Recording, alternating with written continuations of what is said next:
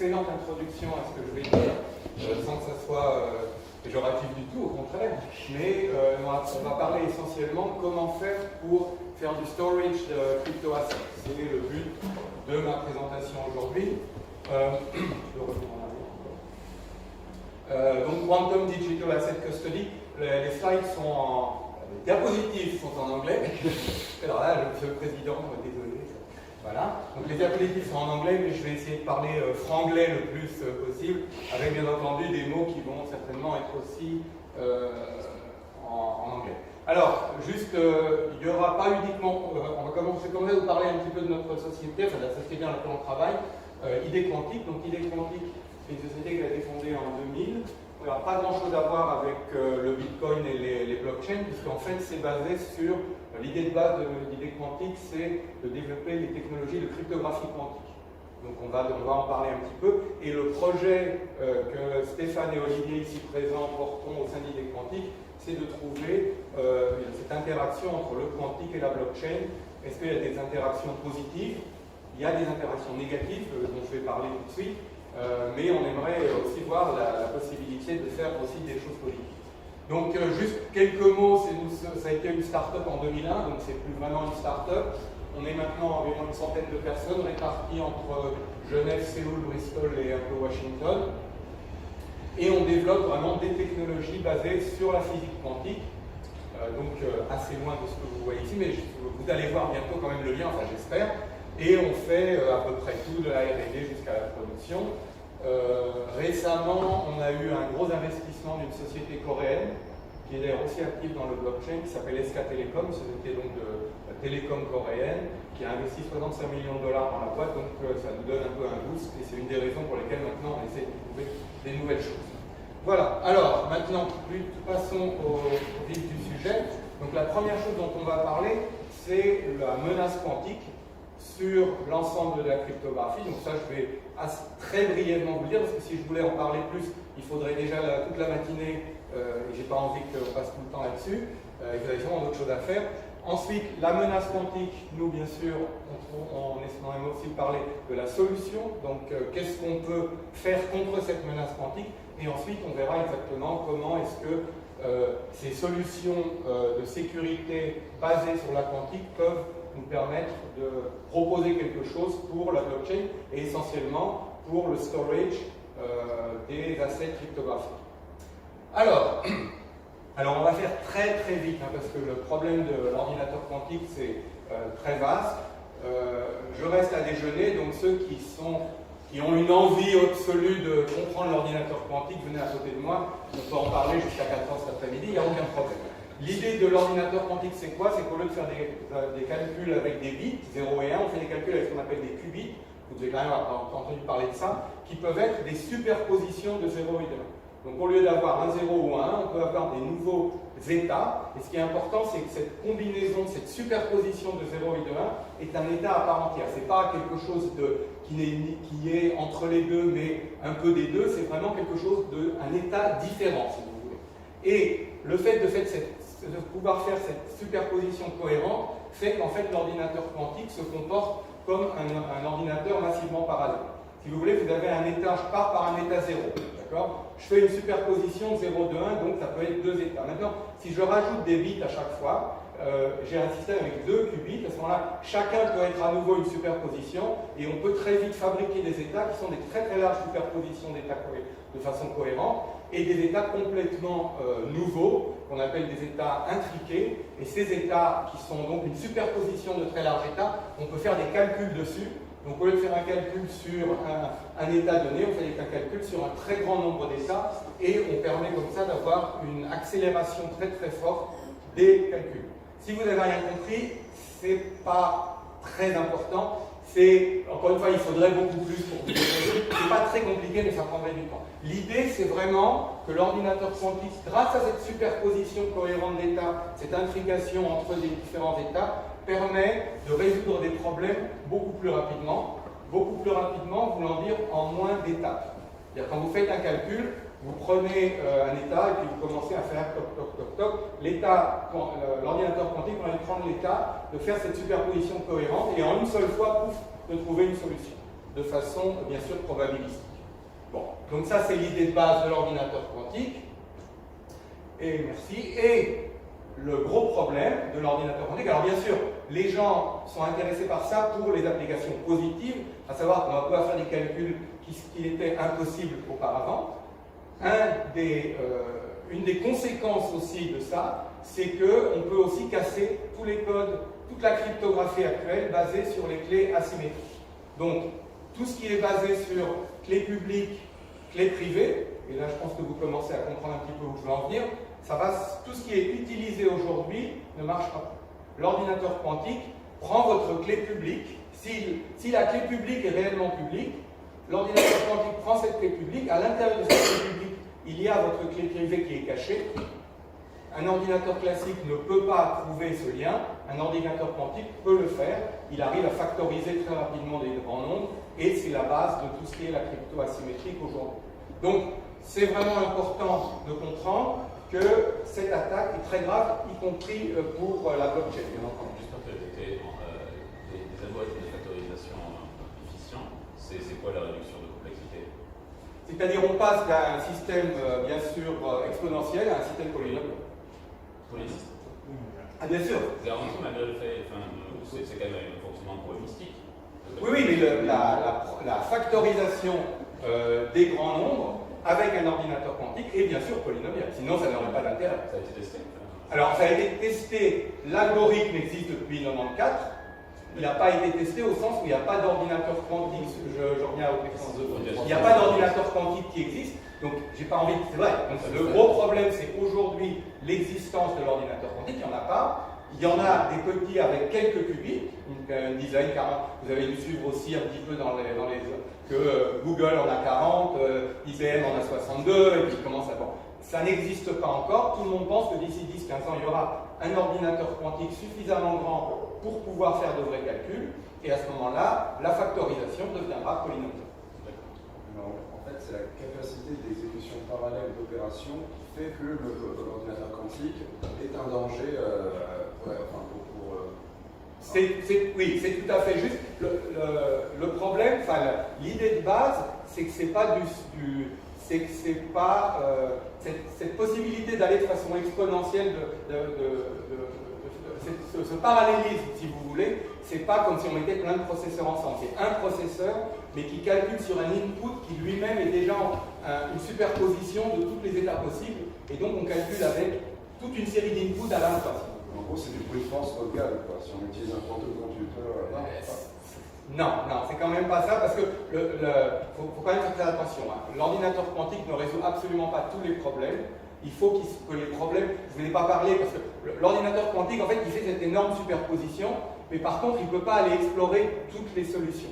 À la fin, il n'y a qu'une d'elles qui sort. Donc toute l'idée, c'est de générer cette énorme superposition, de les faire interférer de façon correcte pour que la bonne solution soit celle qui devienne plus probable. Bon, encore une fois, c'est en 10 minutes pour essayer de parler de ça, c'est un petit peu difficile, mais l'idée de base, c'est exactement ce que vous avez dit. C'est vraiment, on prend un état, on en fait plein d'états, donc c'est parallélisation. Ensuite, on va trouver une solution sur l'ensemble de tous les possibles, mais on a réussi à faire une interférence entre tous les chemins qui mènent à cette solution pour essayer que la bonne solution elle soit très probable et que les autres soient moins probables.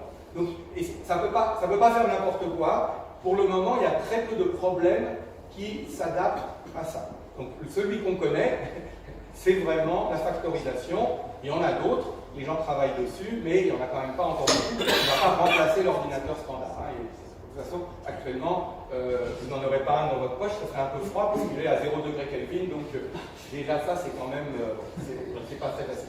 Mais il faut quand même se rendre compte que c'est quelque chose de fondamental au niveau de la cryptographie. Donc, nous, vous et nous ici, qui utilisons la cryptographie, il faut faire très attention. On sait que tout ce qui est basé sur les clés asymétriques type RSA ou ECC a un risque très vraisemblable d'ici une dizaine ou une quinzaine d'années d'être cassé. Donc il faut quand même commencer à se poser des questions. On ne va pas faire toute l'architecture d'une blockchain pour les 15 ans à venir en sachant qu'il y a un moment où brusquement tout sera cassé. Il faut commencer à y réfléchir. D'accord. Donc qu'est-ce que nous on recommande et c'est pas que nous, mais quand même beaucoup Donc nous, il y a trois aspects qu'on vous recommande pour revenir avec cette sécurité meilleure. La première chose, c'est de générer des bons nombres aléatoires. Parce qu'à la base de toute la crypto, il y a l'essence de la crypto, au sens combustible, c'est les nombres aléatoires. Vous générez des clés sans arrêt. Et ces clés doivent être aléatoires. Comment faire pour générer de bonnes clés aléatoires? Il y a des générateurs classiques qui ont certains problèmes, on ne va pas rentrer dans tout ça. Ou alors vous utilisez la mécanique quantique parce qu'elle a un point fondamental, c'est qu'elle est intrinsèquement aléatoire. Quand vous avez un système quantique, peut-être le meilleur exemple c'est un atome radioactif, vous prenez atome A et atome B, qui sont tous les deux radioactifs, ils vont se désintégrer. Le temps de désintégration est aléatoire. Ça veut dire qu'il n'y a rien, ni dans l'atome A ni dans l'atome B, qui va vous dire « moi je vais me désintégrer dans 30 secondes et moi dans 40 secondes ». On ne peut absolument pas le savoir, il n'y a rien dedans. Il va se désintégrer à un certain moment et c'est totalement aléatoire. Il y a d'autres phénomènes, beaucoup de phénomènes quantiques qui sont aléatoires, et donc on peut utiliser ces phénomènes pour créer de l'aléa. Donc nous, c'est ce qu'on fait chez ID Quantique. Juste, on va faire un peu de pub quand même, parce que je suis venu ici.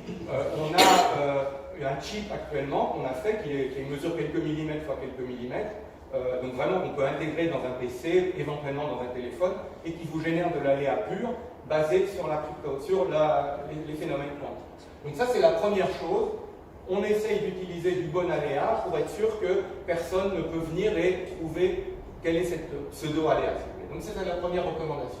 La deuxième, ça qui est très général mais qui est vraiment important, c'est que quand vous préparez des nouveaux systèmes de cryptographie, quand vous basez votre sécurité sur certains systèmes cryptographiques, il faut prévoir des crypto-agiles. Les algorithmes utilisés aujourd'hui vont être cassés.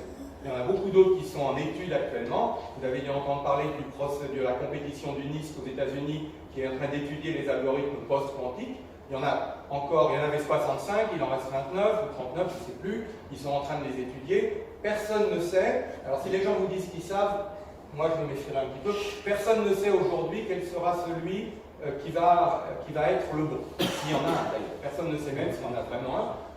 Juste peut-être pour remettre un tout petit peu l'église au milieu du village, quand on a créé RSA, une des premières choses qui a été faite, c'est qu'il y a eu dans Scientific American une prédiction en disant voilà une clé RSA, voilà une phrase encodée par une clé RSA de 72 bits ou je ne sais plus quoi.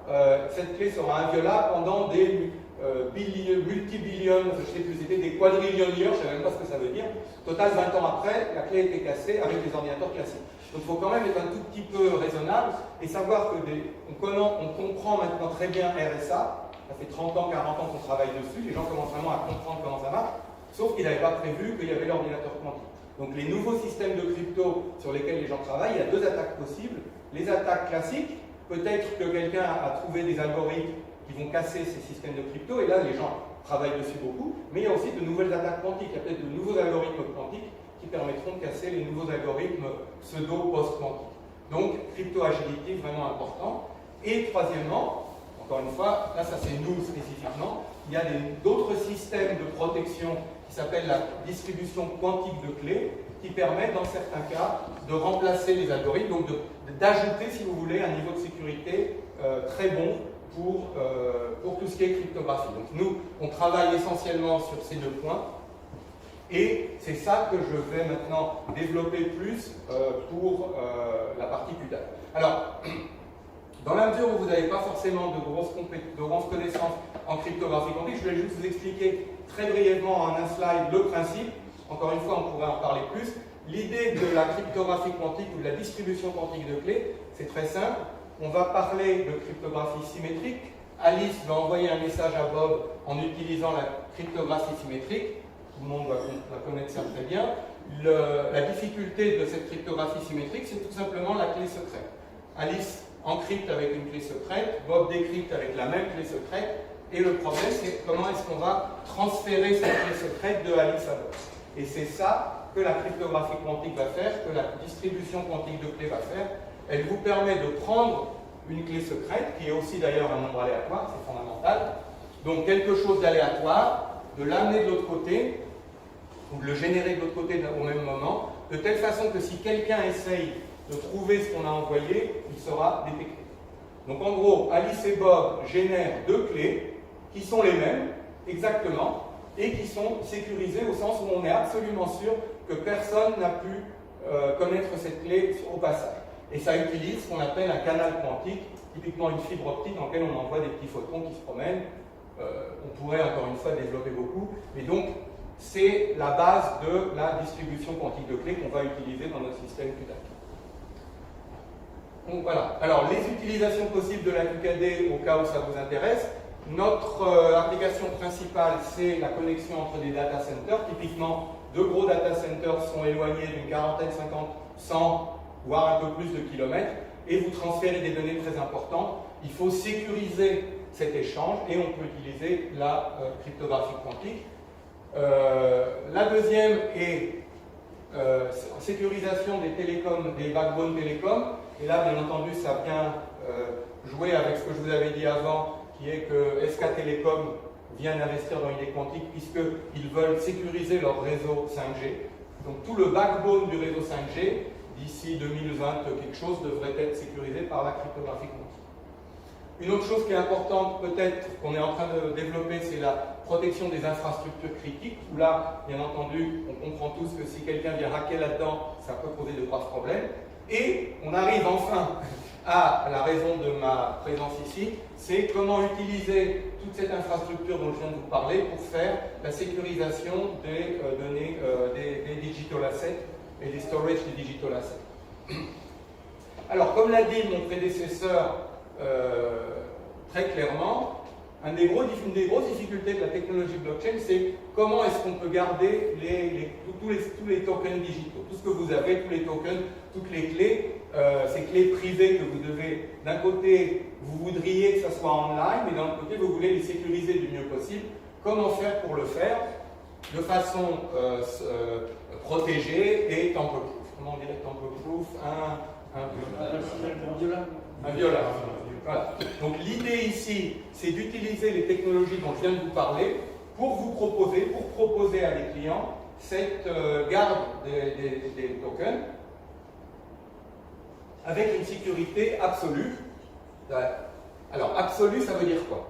Ça veut dire que le principe de stockage qu'on va vous montrer est basé sur ce qu'on appelle Information Theoretic Secure, c'est-à-dire que ça ne dépend pas d'algorithmes, etc. C'est tout simplement au niveau de la théorie de l'information, on ne peut pas casser ces systèmes.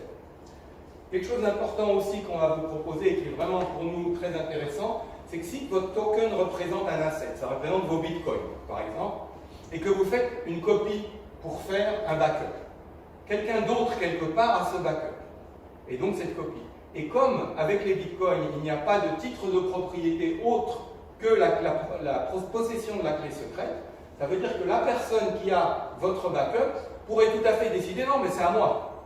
Et là, si vous arrivez en disant, mais non mais je lui avais juste donné une copie, vous allez voir un copain, vous lui donnez une copie parce que vous voulez qu'il garde votre truc, le gars l'utilise, personne ne peut dire qui était le vrai. Alors bon, après on peut regarder peut-être dans la blockchain qui a... Mais c'est quand même très compliqué. Ça veut dire que l'idée de pouvoir faire un backup des clés sans la dupliquer, de manière à ce que personne ne puisse avoir une copie de ce que vous avez, me semble aussi intéressant. Et l'idée, bien sûr, c'est que tout ça serait online, c'est-à-dire qu'on puisse facilement y accéder, les prendre et les sortir. Voilà, donc ça c'est l'idée de base du projet. Et je vous explique maintenant brièvement comment ça va marcher. Il y a des étapes qui sont des étapes tout à fait connues et quelques-unes qui sont, deux, qui sont plus spécialisées. Donc la première chose, bien entendu, et ça on prêche un peu pour notre paroisse, c'est toutes vos clés sont générées par des générateurs de nombres aléatoires corrects. Et bien entendu, les meilleurs, c'est avec un petit Q de 20. On rajoute le quantum, et là, on est sûr qu'on a du très bon aléa pour générer les clés. Le seconde étape, c'est ces clés qui sont dans ce Key Management Node vont être coupées en morceaux. Alors, pas vraiment coupées en morceaux, mais on va utiliser ce qu'on appelle le Shamir Secret Sharing pour les... Bon, on va garder ça, on va dire les couper en plusieurs morceaux. Et comme vous devez aussi le savoir, l'idée du Shamir Secret Sharing, c'est que on va couper une clé en plein de morceaux et qu'il faut avoir un certain nombre de ces morceaux pour reconstituer la clé, mais pas tous. Typiquement, je fais M morceaux, sur les M, j'en ai besoin de N pour reconstituer la clé. Quelqu'un qui a moins de N n'a aucune information sur la clé, quelqu'un qui a N ou plus peut reconstituer la clé. Donc là, on a quelque chose de très intéressant avec ce Shamir Secret Sharing, c'est qu'on peut faire à la fois donc, la séparation, un backup, puisque si un des systèmes ou deux des systèmes se cassent, c'est pas grave, les autres permettent de reconstituer la clé, mais d'un autre côté, aucun des protagonistes qui reçoit une partie de ces clés ne peut faire quoi que ce soit sans les autres. Donc là, ça rajoute une très bonne couche de sécurité. Et bon, cette idée de secret sharing, bien entendu, comme vous le savez tous, est beaucoup utilisée dans la blockchain et d'ailleurs dans toute la crypto. Chaque fois qu'on a des HSM avec des certificats, il y a des key ceremonies où il faut couper les clés en plein de morceaux et seulement une certaine partie de ces gens qui viennent pour récupérer l'ensemble des données si on en a besoin. Ce qui est encore nouveau maintenant, c'est qu'une fois qu'on a fait ce split, donc on a nos petits morceaux de clés ici, on les envoie vers des serveurs distants en utilisant la QKD, comme key distribution. Et pourquoi c'est intéressant? Parce que l'envoi entre ce point-là et ce point-là, grâce à la QKD, est totalement sécurisé. On ne fait pas appel à des algorithmes d'encryption qui pourraient ou ne pourraient pas être cassés. Si on utilise ce qu'on appelle le one-time pad plus la QKD, c'est tout simplement un système qui est Information Theoretic Secure, c'est-à-dire que, quelle que soit la puissance d'un ordinateur quantique, quelle que soit l'évolution des algorithmes, vous êtes sûr que quelqu'un qui réussit à attaquer votre lien ne pourra pas savoir ce qui s'est passé. Et c'est très important ici, parce que entre vos key storage nodes et votre centre, vous aurez bien sûr des échanges constants, des clés qui vont, qui reviennent, etc. Et quelqu'un pourrait mettre un sorte de tap ici, étudier tous les échanges et peut-être avec ça trouver des choses. Donc il faut que chaque échange soit totalement aléatoire. Et quand vous utilisez le one-time pad, il n'y a tout simplement aucune information qui circule sur ces liens. Que quelqu'un qui écoute ces liens n'a que quelque chose de totalement aléatoire, il ne peut absolument rien en faire. Donc l'idée de mettre ensemble la génération de nombres aléatoires par la mécanique quantique, le Shamir Secret Sharing et la QKD pour faire ce key storage nous semble une solution qui est vraiment totalement sécurisée. Donc le jour où vous voulez faire une opération sur vos clés, vous les appelez, elles viennent ici, on fait l'opération et ça repart. Donc bien entendu, il y a toujours un moment où quand vous faites l'opération, vous avez besoin de votre clé. Et ça, je veux dire, on ne peut pas vraiment faire autrement. L'idée, c'est que la clé n'est jamais gardée quelque part où elle pourrait être attaquée. Elle est gardée dans des endroits délocalisés. Ces distances peuvent être des dizaines de kilomètres quand même. Donc vous avez 3, 4, 5 serveurs qui gardent tout ça. Et bien entendu, si mettons sur 5 par exemple, on pourrait dire, si un serveur ou deux serveurs sont attaqués, rien ne peut se faire. Il faut au moins 3 sur 5 par exemple, ou 4 sur 6, ou tout ce que vous voulez. Ça après c'est un choix, ça dépend un peu de la profondeur de vos poches. Bon, c'est pas encore gratuit malheureusement, c'est difficile. Voilà. Donc c'est ça l'idée de base, et on pense que c'est quelque chose d'intéressant. D'autant plus que, donc on a donc c'est pas quelque chose qui existe. Hein. La distribution quantique de clés, la génération de nombres aléatoires existe au niveau commercial. Vous venez nous voir, on vous vend tout ça sans aucun problème. Par contre, le QDAC n'existe pas encore, c'est un projet, mais il va être réalisé à Genève à partir d'avril grâce à ce qu'on appelle le testbed QKD, qui est un projet financé par l'Union européenne et qui va déployer un network QKD à Genève basé sur les fibres optiques des SIG qui mettent à disposition du testbed des fibres optiques. Et ensuite, les gens vont venir. Le but principal de ce testbed, c'est de tester, d'analyser l'implémentation du QKD. Donc, il y aura des systèmes d'idées quantiques, des systèmes de nos compétiteurs. Tout le monde va essayer de faire travailler tout ça ensemble. Et une des choses qu'on va faire, c'est en partenariat avec Montpellerin, dont je suppose vous avez un petit peu entendu parler si vous faites quoi que ce soit en crypto dans la région. On va donc être en partenariat pour faire ce testbed et réaliser ce QDAC comme un proof of concept. Donc ça, c'est pas un proof of quelque chose, c'est un proof of concept. Oui, c'est intéressant. Et on essaye donc de voir si vraiment comment l'implémenter avec tous les problèmes d'implémentation. Comme vous le savez quand même, hein, c'est clair que l'implémentation ici est un mot-clé, c'est le cas de le dire, c'est-à-dire que c'est toujours là qu'il y a des problèmes. Après, le principe est parfait, ça va marcher très très bien, il faut quand même l'implémenter. Merci. Bon, ça, on va passer. L'idée, c'est que cette interaction entre technologie quantique et blockchain nous semble très intéressante pour montrer qu'on peut utiliser en fait les deux à la fois. Et je pense qu'idée quantique est bien positionné pour ça. Les clients potentiels de nos systèmes, c'est pas très difficile, j'ai mis un peu une liste. C'est vraiment les gens qui veulent utiliser, qui sont des custodians, qui veulent faire du key custody. On ne parle pas vraiment de monsieur tout le monde qui a son ledger dans sa poche. Je pense que les coûts, tout simplement, ça serait très bien, mais les coûts ne sont pas tout à fait... voilà. On parle vraiment d'exchange, de personnes qui ont beaucoup de clés, et en particulier donc avec ce proof of stake, on voit qu'il risque d'y avoir de plus en plus de clés privées qui vont devoir être gardées. C'est vrai que je n'avais pas trop pensé à ça, enfin on n'a pas pensé spécifiquement au proof of stake, mais on voit que le proof of stake va amener finalement encore un besoin plus important par rapport à ce type de solution. Voilà. Les partenaires, donc essentiellement, on discute avec des fabricants de HSM, puisqu'il va falloir qu'on puisse intégrer nos clés dans ça, et bien sûr tous les gens qui sont dans ce domaine. On parle aussi beaucoup de certification authorities, parce que c'est sûr que toute solution de sécurité acceptée dans le domaine commercial va devoir être certifiée par des agences et des agences de régulation. Et encore une fois, là c'est intéressant, en particulier avec ce qu'on vient d'entendre sur le proof of stake, c'est-à-dire que il y a peut-être des protocoles pour lesquels cette idée est encore plus intéressante. Voilà, et je crois que je termine voilà, donc brièvement. L'idée, peut-être indépendamment de tout ce que je viens de dire, il y a peut-être le point qui pour moi, peut-être pour vous, serait le plus important, c'est Think Quantum Safe. C'est-à-dire qu'aujourd'hui, si vous êtes en train de réfléchir à quelque chose, à une infrastructure que vous voulez pérenne, basée sur de la crypto, il faut au moins que vous ayez dans l'idée qu'est-ce qui va se passer dans 10 ans. Vous ne pouvez pas faire toute une infrastructure basée sur de la crypto sans se dire est-ce que mon système de clés asymétrique que je veux utiliser va résister ou pas, et s'il ne peut pas, il faut au moins mettre dans votre système la possibilité de le changer sans trop de problèmes.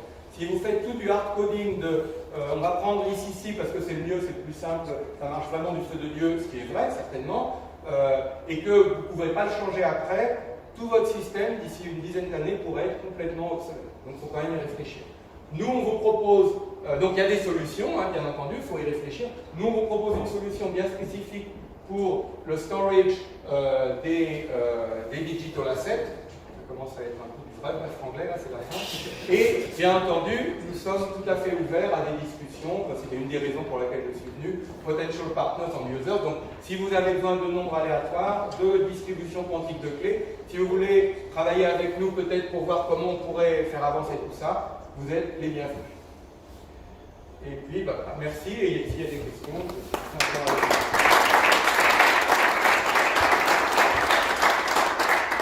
merci Bruno, c'était extrêmement intéressant. Avant, il y a des questions concernant... Juste une petite question. C'est-à-dire que le souci aujourd'hui, c'est qu'on n'a pas de solution pour Bitcoin pour leur rendre quantum résistant. Il faudrait juste augmenter la fonction de hachage, la rendre plus lourde, mais c'est pas viable pour Bitcoin. Alors, là, je dois avouer un tout petit peu mon ignorance, qui va sûrement être compensée très bientôt, mais le problème du Bitcoin, la fonction de hachage, ça paraît résistant à l'ordinateur quantique. La seule chose dont on aurait besoin, c'est d'augmenter la taille des clés, la taille des hachage. Un peu plus grand, mais ça marchera, parce que l'ordinateur quantique ne casse pas les fonctions de hachage. La vraie attaque de l'ordinateur quantique, c'est sur l'utilisation des clés privées et des clés publiques. Dans le Bitcoin, il existe une chose qui est que la clé publique n'est pas forcément publique, c'est une adresse qui est publique, qui est un dérivé de la clé. Alors, je n'ai pas encore analysé tout bien en détail, mais il semblerait que si vous ne réutilisez pas votre clé publique et que vous changez cette adresse régulièrement, l'ordinateur quantique ne pourra pas attaquer votre système. Donc, je dirais, pour le moment, je pense que c'est relativement sécurisé en fonction de la façon dont vous utilisez votre Bitcoin. Si vous avez une adresse que vous réutilisez régulièrement, ou si vous avez votre clé publique qui est quelque part et qui peut être trouvée sur la blockchain, à ce moment-là, vous n'êtes pas quantum safe. Mais si vous n'avez pas ça, vous êtes quantum safe. Toujours, cette idée, c'est que si vous faites du hachage, on n'arrive pas à revenir en arrière, même avec un ordinateur quantique. Si vous utilisez uniquement la factorisation, ça, on arrive à faire dans les deux sens. Donc voilà, c'est là où il faut réfléchir. Je ne sais pas si l'Ether, par exemple, je crois qu'il y a plus de problèmes sur l'Ether. Comme vous l'avez dit, je crois vous-même, les clés publiques sont publiques. Ils ont choisi Et donc, si les clés publiques sont publiques, là, l'ordinateur quantique prend votre clé publique et c'est fini. Donc là, il faut réfléchir. C'est un peu mon appel. C'est de vous dire, ne vous contentez pas de dire ça marche pas, et réfléchissez en détail. Là, il faut vraiment que j'aille plus loin au niveau de regarder exactement comment le blockchain, le Bitcoin réagit vis-à-vis de l'ordinateur quantique. C'est quelque chose d'intéressant. Il y avait une... Je peux ajouter de ce que j'avais vu, il faudrait donc, vu que la publication de la clé au moment de la signature, et sur le réseau Paracas c'est 7 secondes, je crois à peu près de latence, il y aurait 7 secondes de potentiel attaque quoi, au moment Voilà, donc du dévoilement d'une clé. Voilà, donc si c'est ça et qu'ensuite, bon, en fonction de la façon. Par contre, si vous réutilisez la même clé, voilà, là il y a un vrai problème. Donc il faut vraiment refaire vos clés constants et à ce moment-là, 7 secondes pour le moment, je pense que vous êtes encore très bien. Juste parce que de toute façon, il n'y a pas d'ordinateur quantique qui est branché sur la blockchain. Enfin, je ne sais pas, mais a priori, il n'y en a pas. Donc il n'y a pas pour le moment d'ordinateur quantique en live qui va casser ça. Et une fois que vous avez terminé votre transaction, si vous changez votre adresse, à ce moment-là, l'ordinateur quantique va juste a posteriori peut-être trouver des choses, mais c'est très grave. Donc voilà, il faut juste y réfléchir pour le moment. Je n'ai pas encore les solutions complètes. Vous avez une question là-bas? C'est juste pour dire que la décentralisation elle reste effective parce que ça coûte cher déjà un ordinateur quantique, j'imagine, ça peut se démocratiser. Mais d'abord il va craquer l'adresse de Satoshi. Alors attention, voilà. Enfin, il n'est pas. Voilà, c'est la première à casser, clairement. Alors juste peut-être un ordinateur quantique actuellement, donc il y a un ordinateur quantique qui existe, qui n'est pas un ordinateur universel, qui est fabriqué par une société canadienne qui s'appelle D-Wave.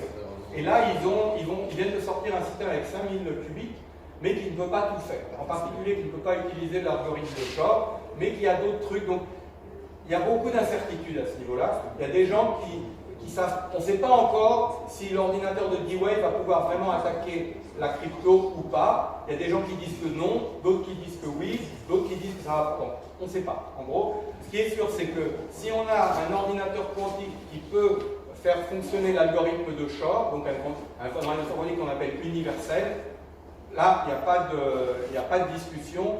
Tout le monde est à peu près sûr que ça va casser toutes les clés. Ça, c'est clair. Maintenant, a priori, ça n'existe pas encore. Les banques auront un problème à Bitcoin. Pardon? Les banques auront un problème à Bitcoin.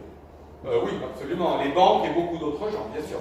Mais, bon, d'un autre côté, si vous avez... c'est vrai que moi, si j'avais un ordinateur quantique, j'irais voir l'adresse de Satoshi et j'essaierais de la casser parce que là, il doit y avoir pas mal de sous quand même. Hein. Non, parce que vous diffusez la valeur. Alors voilà. C'est aussi tout à fait juste ça, c'est-à-dire que si on commence à attaquer tout ça, tout perd. Bon, mais à ce moment-là, c'est pareil, les banques aussi vont perdre toute leur valeur, donc ça n'a plus de sens. Bon, il faut, non mais, c'est toujours la même chose en crypto, c'est-à-dire qu'il faut être le premier. Si vous êtes le premier et que les autres ne le savent pas, la perte de valeur sera pour les autres. Vous avez le temps de vous en sortir. Donc voilà, je vous engage à être le premier à utiliser l'ordinateur quantique, mais je pense que vous le savez déjà. Merci à vous. Avant de passer la parole à Gonzague, il y a une petite annonce qui n'a pas grand-chose à voir. Bueno a